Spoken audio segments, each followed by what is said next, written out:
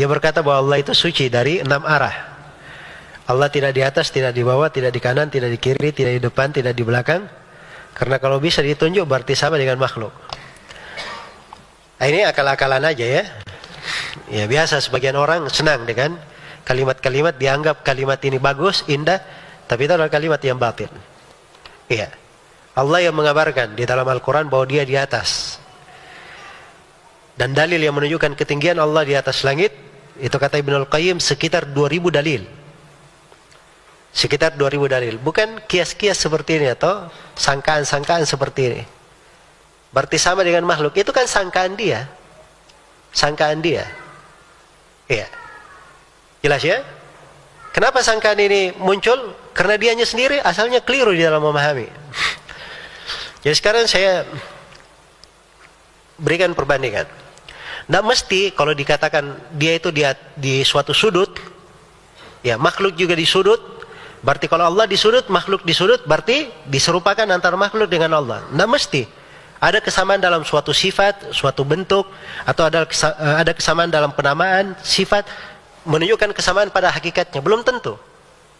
Iya. Manusia melihat, ya kan? Manusia mendengar. Kucing melihat dan mendengar atau tidak? Melihat. Ya jangan sampai ada yang bilang, wah ini Ustadz bahaya nih, masa kita disamakan manusia dengan kucing?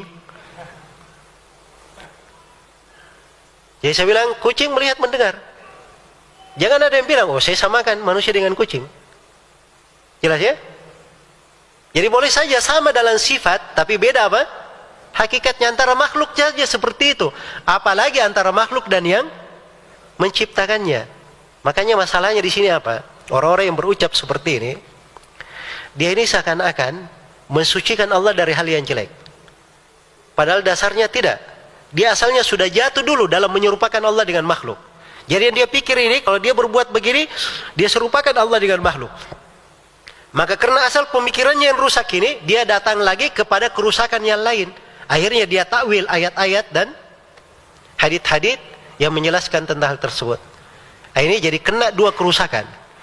Karena itu kata para ulama, setiap orang yang mentakwil pasti dia adalah mentasbih, melakukan tajsim juga. Dan setiap mujassim, musyabbih, dia juga pasti mentakwil.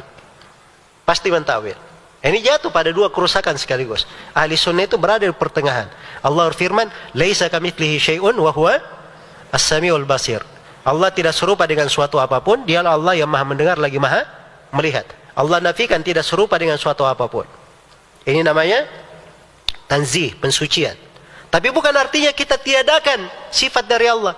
Allah tetapkan dirinya, dia maha mendengar lagi maha apa? Maha melihat. Nah begitu caranya memahami. Jelas ya? Dan ini jalannya para as-salaf. Tidak ada silam pendapat di tengah para as-salaf dalam hal tersebut. Jadi kalau ada yang mengatakan berbeda jalannya dengan jalan para salaf ini, karena dia baru lahir saja. Ya. Menyelisih dari kesepakatan para ulama. Baik. Tidak usah sebut nama orangnya, saya dalam penjelasan-penjelasan itu biasanya saya cuman terangkan tentang kesalahannya, pemikirannya yang keliru.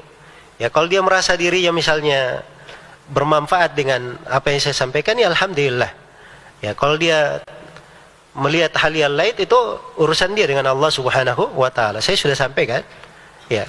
Kalau dia ingin menjelaskan, dia punya dalil dan hujjah atas apa yang dia lakukan, apa yang dia sampaikan, maka disampaikan hujjahnya.